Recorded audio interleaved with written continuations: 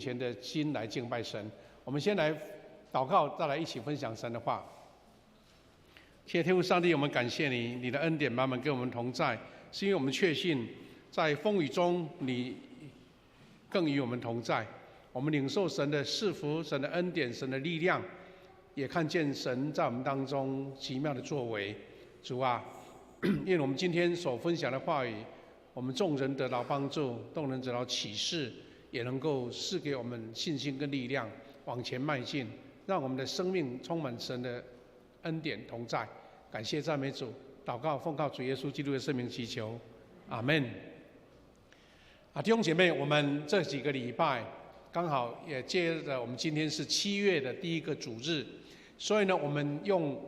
中会在推动这一个灵命健身跟敬虔操练，成为我们一个主题。那不只是一个大方向，邀请大家一起参与。我们是实际把这8项为什么中会要推动的理由，以及圣经的教导，我们一起来学习，让我们知道说这个不是一个口号或是一个活动的邀请，而是一个真正对我们灵命健身我们的身心灵健康我们的敬虔操练有很大的关系。我们这个经文呢，在申命记6章6到7节有这段话说：“我今日吩咐你的这些话要记在心上，要殷勤教导你的儿女，无论你坐在家里，走在路上，躺下起来，都要吟诵。”这是摩西接受这个教导诫命，要在他的家中在以色列百姓当中推动。他是说从家里面开始，他说坐在家里，走在路上。那今天我们借由这8项这个属灵的这个敬虔8步呢，我们要对焦在家庭，在家庭身上所以我们另外这一段我们大家熟悉的经文也成为我们这个主题了。我想邀请大家再来练习一次好吗？我们一起同心再练一次，预备来。为要借着敬虔的生活锻炼自己，身体的锻炼固然有些益处，灵性的锻炼在各方面对你都有益处，因为后者带来今生和来生的盼望。我希望这些经文是你内化到你的生命当中，你知道这个不是一个教条，或是一个某一个教会的规矩，而是你真正从到你们内心的属灵的生命里面。那我们今天是第3段来分享灵命健身敬虔操练。那我们中会推动的敬虔操练的8步，我们再复一下它的内容刚刚我们已经读了这一段了好，那中会推动黄金10年的中心信徒属灵8步呢，有哪8步？就是我们富强教会在81间教会当中受邀请14间做示范。那这个示范的意思是说，我们富强教会弟兄姐妹大家来操练看看，那来再明白到底对我们有什么帮助，或是说在操练当中有哪一些障碍、有困难，我们是不是要怎么样修正？那我们从这个月开始到12月，我们一起操练示范一定我们把我们自己的这个操练的结果回馈给中会，那中会再做一个一起来做协调，一起来做一个修缮。那明年要全教会、全中会81间教会都一起来推动。那我们是先期做示范性的。那弟兄姐妹，我们在我们的那个群组里面都有传给这8个这3个不同的类别啦就针对我们不同的属性。有左边这一张左边这一张就是我们的长职、小组长、团队首长，还有我们的这些区长、小组长同工，我们一起来努力这个8步。中间这一张就是我们教会兄姐一起来操练的。那最右边这个是我们对儿童5个前冠他怎么样来操练在我们的生活上。我们如果说这8项我们再做一点复习，其实在我们生活上已经在我们的教会生活里面都已经在推动了。第一个，每日读经灵修。那把门槛稍微降低了，就是以我们教会弟兄姐妹为基础，比如说刚刚信主的弟兄姐妹，我们也这样的标准把它拉低，就是3年才读一次圣经。那我们教会本来就有印制了1年读完的、2年读完的。为了这3年的读完，我们特别因为这半年我们请硕龙长老把它整理，就是以读新约为主。你如果说我第一个门槛先进来，以前没有，那我现在要加入的话，你就可以读新约每天大概读1章就够了。那3年把它读完就是1/6啦，因为剩下半年嘛你可以跟我们教会来要这一张读经卡这样子。那上个礼拜我们已经分享了几项读经，第2个是每周举行1次亲子家庭礼拜。那有的弟兄姐妹曾经有一个问题说，牧师那我家只有我信主，那怎么家庭礼拜真的每个人的处境都不一样了但其实它的重点不在于说你有形式上聚在一起做礼拜，而是你有跟你的亲人、你的家人你在外地的家人有一个属灵的交流这个是比较重视它的实质如果你一个人自己信主，家人可能还不习惯跟你互动，也许你可以分享一下你的见证，或是你分享一下你对圣经的一个看法，也是很好。那要不然就是你跟小组里面的弟兄姐妹，大家一起分享，一起 RPG 都算那第3个是守主日。我想我们每一个弟兄姐妹在现场的，你就是当事者你就是守主日的包括在线上的，我们把主日看成我们生命中的重要的部分。那今天要第二个部分就是专门对焦在我们的家庭我们的亲子。那你可能会有点好奇说，牧师你讲这个我们家里本来就有啦，你何必讲那么严肃把它慎重其事？其实并不一定是这样子，因为是我们要让大家知道说，这个平常我们生活在做的，就是在信仰上、在虔诚上、敬虔上是很重要的。我们只是要把它更加的清楚的厘清所以我们今天要分享每月1次家庭聚餐，到底它重要在哪边？第2个是每月尊荣父母、孝敬父母的重要。那再来我们要跳到最后一个第8个。每年家庭度假1次。今天我们分享的这3项是我们生活上再平凡不过的啦，但是竟然我们可以看到圣经里面把它看重。所以意思是说，敬虔的生活并不是高高在上、很抽象的头脑的思维，其实是落实在我们日常的生活、家庭生活里面。那中间这6跟7项。我们希望下个礼拜再跟大家来说明每月定额奉献每月1次的白纸布道化。那这个白纸布道只是它一个提供的资料，其实我们就简单来说就是邀请你跟人家传福音，个人传道，用白纸布道法，用我们的视律或是什么福音桥。其实真正你如果邀一个朋友去喝咖啡，跟他聊一聊你的信仰见证、你的生活体验，就是传福音；跟人家谈道就是传福音。那8项算起来，其实就是2个大部分，一个部分就是跟神的关系，第2个是你家人、亲子的关系。如果再分细一点，就是有2个行动，就是奉献，还有我们有个人的布道，这样子。那我们要一起分享敬虔操练的第4步，就是每月1次家庭聚餐。刚刚我提起到，很多人会觉得好笑，说这个聚餐还用牧师讲吗？我跟谢牧师只有2个人了，所以我们天天家庭聚餐了，所以意思不在它的形式啦，是我们看重这个家庭聚餐所产生一个正面的效应，一个非常健康的效应。那当你看重的时候，你就会很精心的布置，你会精心的安排。这是快乐的画面家一起聚餐的一个快乐的画面。圣经这样说：使徒行传2章46节，他们天天同心合意，恒切的在店里，并且在家中擘饼，存着欢喜诚实的心用饭。初代教会一开始就是吃吃喝喝，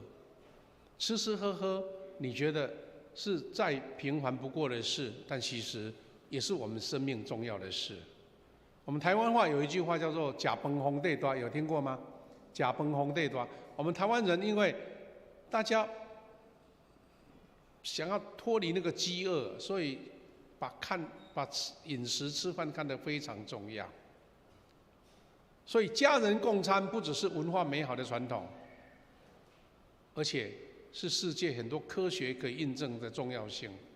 也算是建造幸福生活、灵命健康的重要基石。所以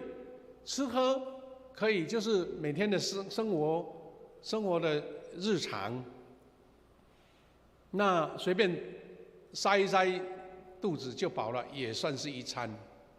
但是很多大学的研究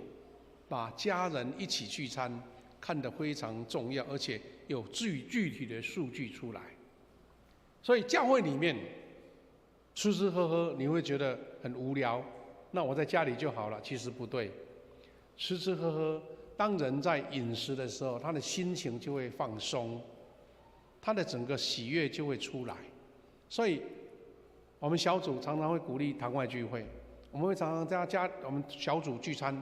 我们会一起到外面去旅游，其实目的就是为了建立一个更密切、一个属灵亲密的关系。无论是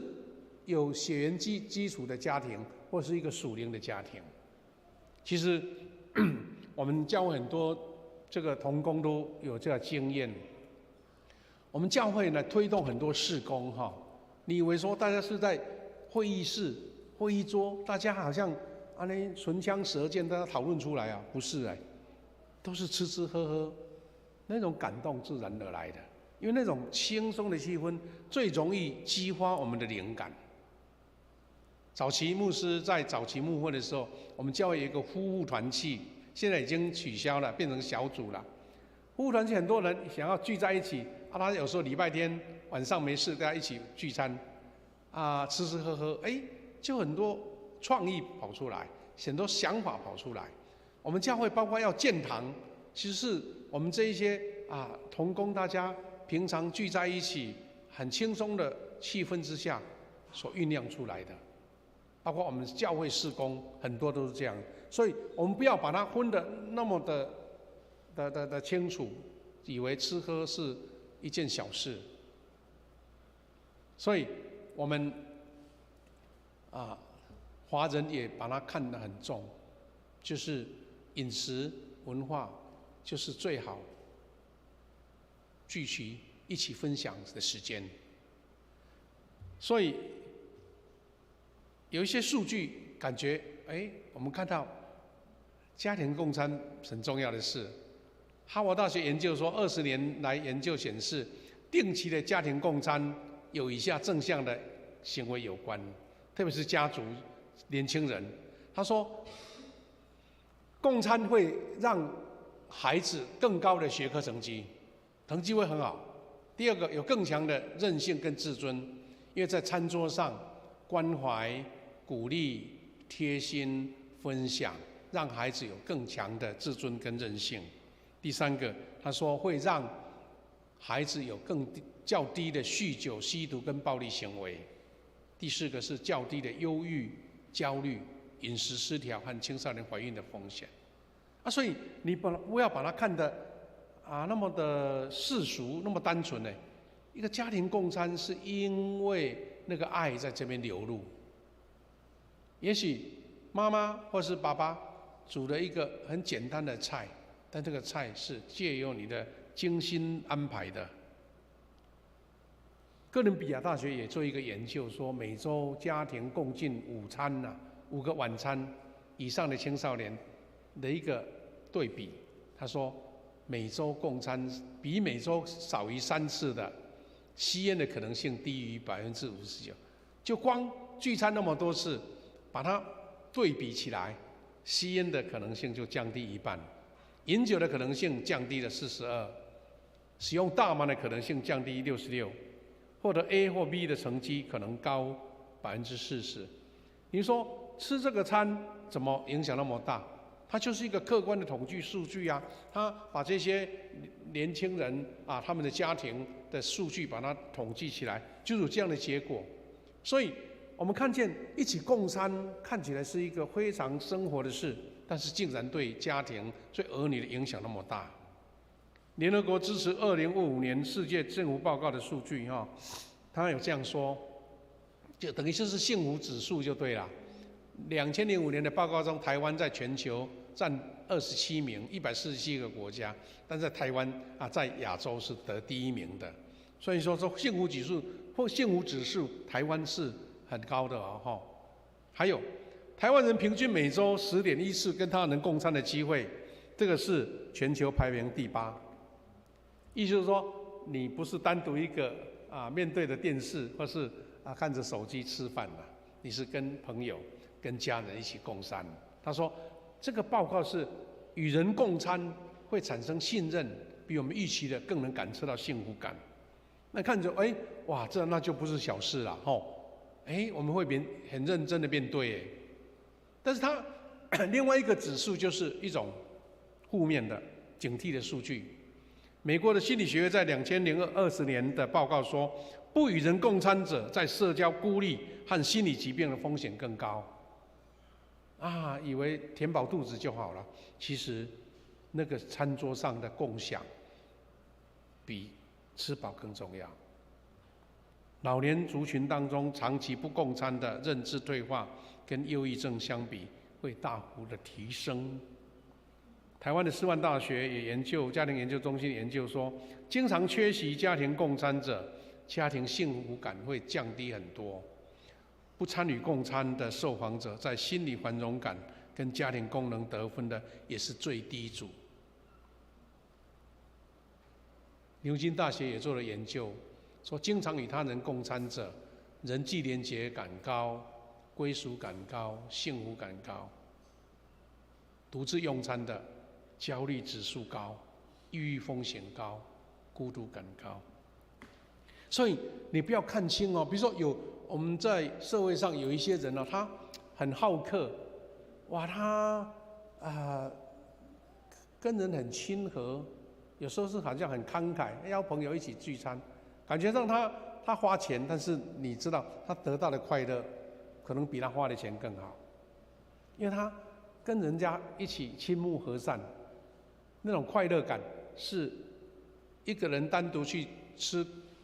高价的排餐还好。为什么呢？为什么大家喜欢邀人家一起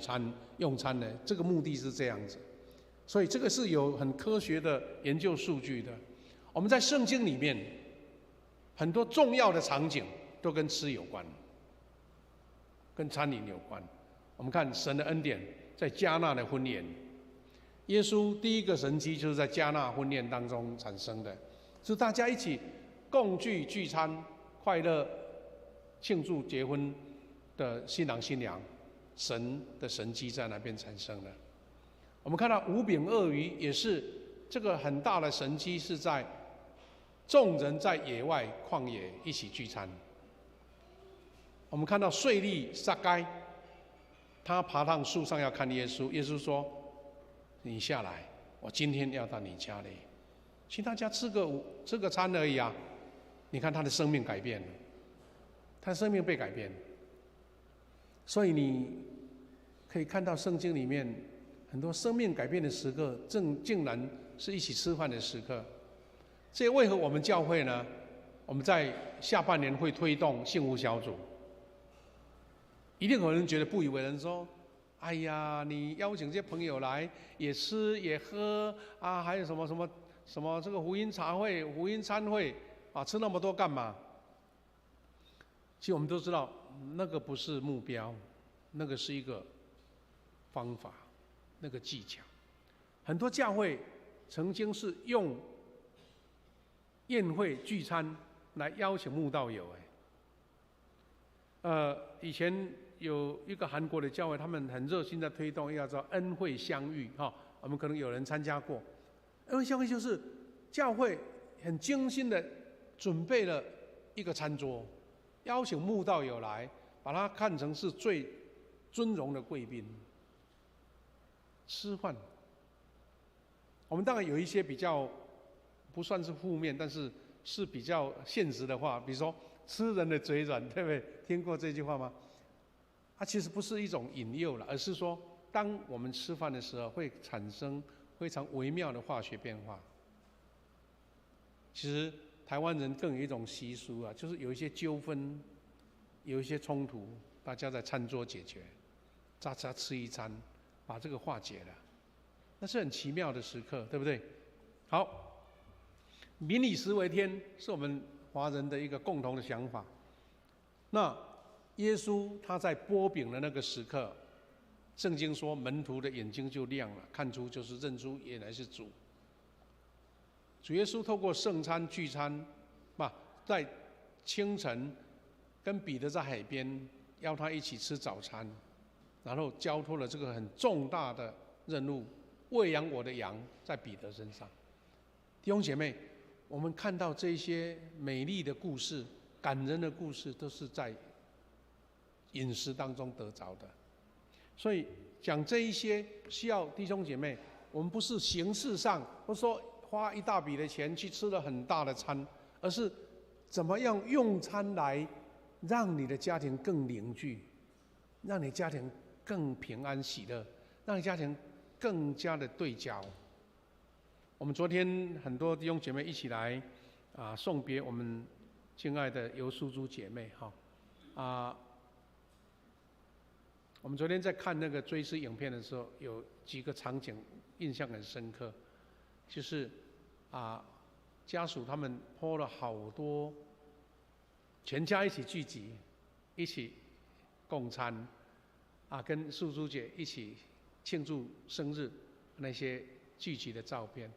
那是最温暖也是最精心的时刻。我想这个家庭他们一定是在共同聚集当中感受到神恩典跟美好。我们这个聚餐，请大家一定要把它看成是造就、分享、祝福一个重要的时刻。重点不是在形式上去花了多少钱来吃大餐，重点是在你其中的酝酿跟经营，那个精心时刻。也为何说我们很多出外的游子，他会想办法回到家中，就是为了吃妈妈煮的那一道菜。昨天的影片当中也看见素珠姐她是非常棒的厨师所以呢，家人也每次都享受到她所煮的一个美味。这些都是很奇妙的神所创造的，也是让我们看重它。所以无论是家人一个大家族，或是个少的几个人，把这个聚餐当成一个重要的属灵操练，把它看重。第二个部分就是第5步，每月尊荣父母。那也有人会这样讲特别是第一堂礼拜，很多都是长辈，他的父母亲都在天上了其实重点是在于建立一种长辈晚辈彼此珍惜相爱的那个气氛呐。当然有的长辈我们来关心他孝敬他，那当然是基础，但是每一代因为有彼此尊重彼此敬爱，那个氛围在家庭里面是最重要的。圣经里面很明显在告诉我们说，为什么要孝敬父母？因为这个是神的诫命。以弗所书6章2到3节说，要孝敬父母，使你得福，在世长寿，这是第一条带应许的诫命。出埃及的这个10诫里面也这样告诉我们说，当孝敬父母，使你的日子在耶和华你的神所赐你的地上得以长久。这个是什么呢？意思说，子女尊荣父母不是选择，不是说要不要有空再做，而是诫命，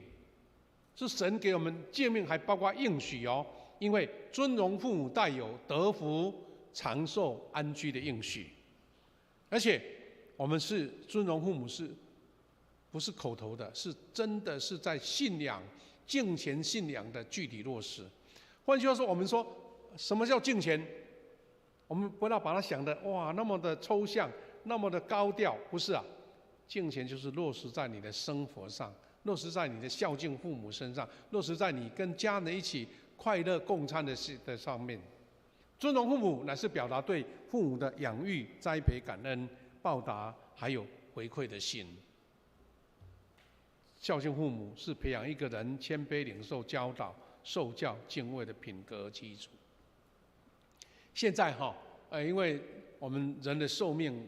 越来越高了有时候100多岁也都很正常的。有时候70、80岁父母还在，但是他在解说就是70、80岁已经是阿公阿嬷，但是感觉到他还是小孩，因为还有一个90几岁、100岁的长辈。所以重点是在于说你的心态，有父母或是儿女，这个彼此的爱是建立敬虔在家庭里面很重要的要素。第三个，尊荣父母也是在见证基督的典范那这个困难吗？不困难，而是你把它看重，你把它认为这个就是建立家庭一个美好基础的部分，也是敬虔8部里面重要的一个项目。这个我们要分享学习的是跳到第8部，因为这跟家庭比较有关。家庭度假一次，那你会更觉得好笑说，牧师啊，这个不用你教啊，我本来就会，而且不是一次而且我们2个3个月就一次啦，对，很重要。但是我们要把它看成说，在建立一个家庭和乐当中，把它当成一个重要的选项，重要的基础。这是度假的画面了不过没想到这个礼拜天我们这个暑假第1个主日假日听说很多人到垦丁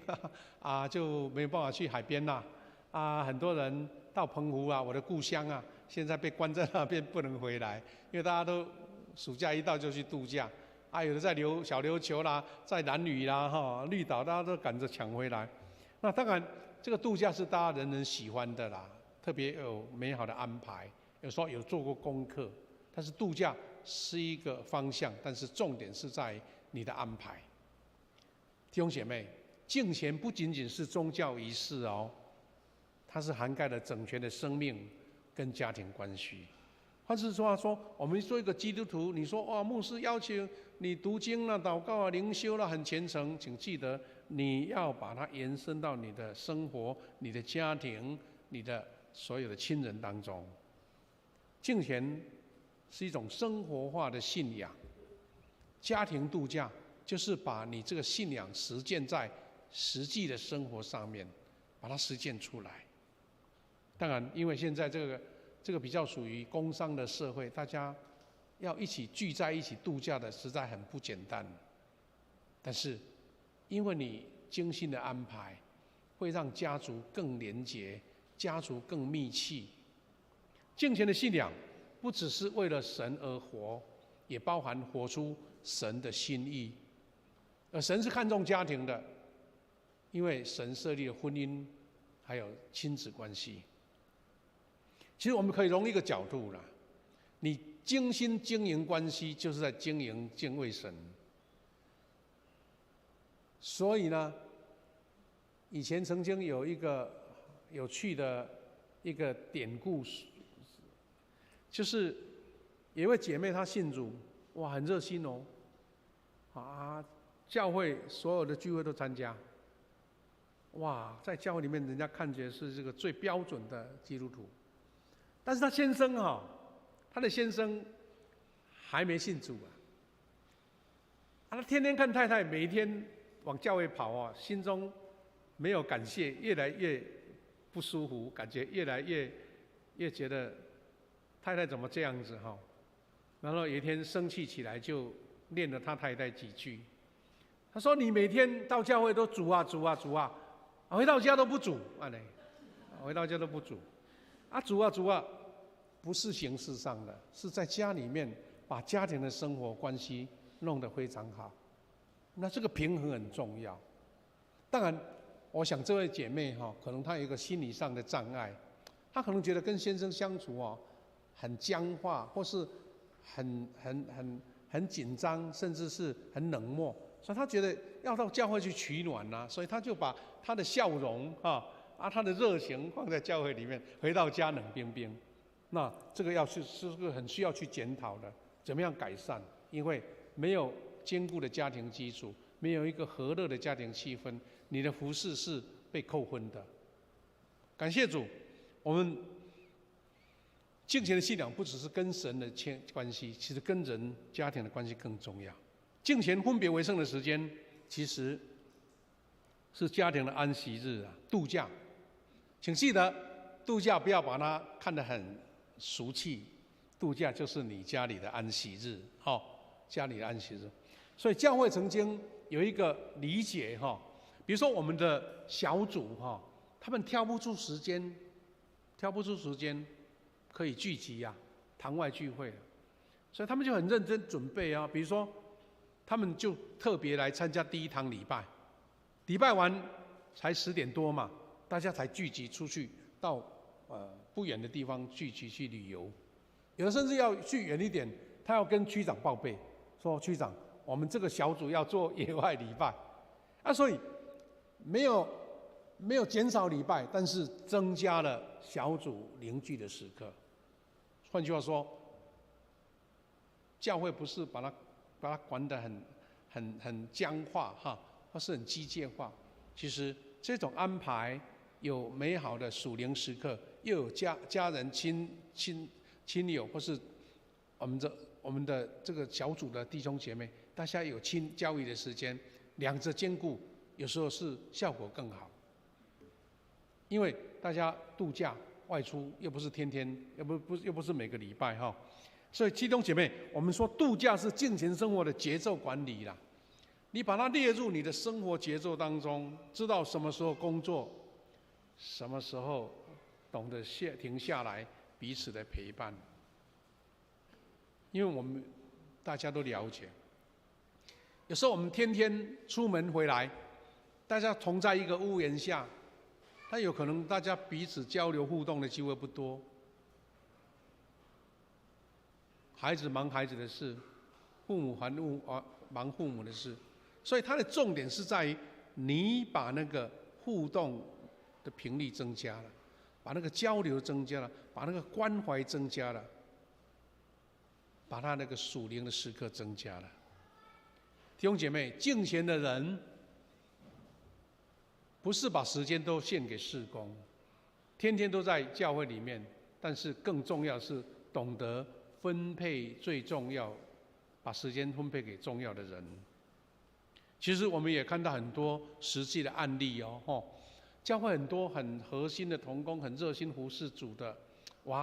跟亲子关系都不好，甚至有人包括牧师他的孩子都这样抱怨，说你到教会里面对他们的年轻人这些孩子亲切的不得了，有说有笑，回到家就板一个脸，比扑克牌的那个老 K 还厉害。感觉上就是说，觉得在家里面很严肃面对，但是你到教会里面，温柔轻声细语关怀，那这样差异就出来了。所以呢，我们曾经听过很多牧师的朋友，特别是孩子在青春期的时候，他最不能接受的是说，爸爸，你把时间都给教会的人，我怎么办？每次你们都去外面聚会，我在家里面都得不到你的温暖。所以很多牧师在检讨反省，就是说我怎么样在兼顾教会生活，我要兼顾到家庭生活。所以我们也常常听到牧师的家庭有2个非常极端的面向，一个是孩子跟随父母的脚步，很热心服事教会，但更多的有的是牧师的孩子长大都不去教会，他觉得你们教会是把我爸爸妈妈抢去了。所以信仰不是理性的说服，而是一个真正生命的感受。特别我们在很多很热心服事的弟兄姐妹，请你稍微做一点分析检讨，我怎么样把重要的时刻留给我们的家人。这个是神所看重的。所以敬虔的人知道家庭是第一个祭坛。在教会里面，你无论多么的虔诚敬拜，你的家庭是第一个。就像我们上个礼拜提到的，父母亲是儿女的第一个牧者，而不是来到教会给主日学老师、给我们的青年辅导。度假就是为了你的关系重新点火。所以弟兄姐妹，家庭度假不仅是到外地啦，找一个非常好的场景、一个点去旅行，重要是你的心灵重新开启了。我期待呢，这个暑假到了，如果你还没有计划你的家族旅游，赶快计划。甚至我曾经碰到很多教会的家庭他们不只是一个小家庭他们甚至我曾经在高雄的时候碰到好几个家庭，他们是暑假或是寒假，竟然是全家族租了一台游览车，然后到外面3、4天一起旅游。你看这种家庭和乐的气氛是多么让人家来羡慕啊！所以不是形式啦，也不是金钱，而是你愿意把时间分享给自己最亲近的人。有几个分享跟提醒：度假让父母跟亲子间重新连结，夫妻彼此对焦的时机。我们不是常听说吗？夫妻2个人一起生活在一起，为什么还要安排去旅游呢？去度假呢？其实真的是时空的转换，那种气氛完全不一样。我们也常常听到鼓励说，特别年轻的夫妻你们要在婚内约会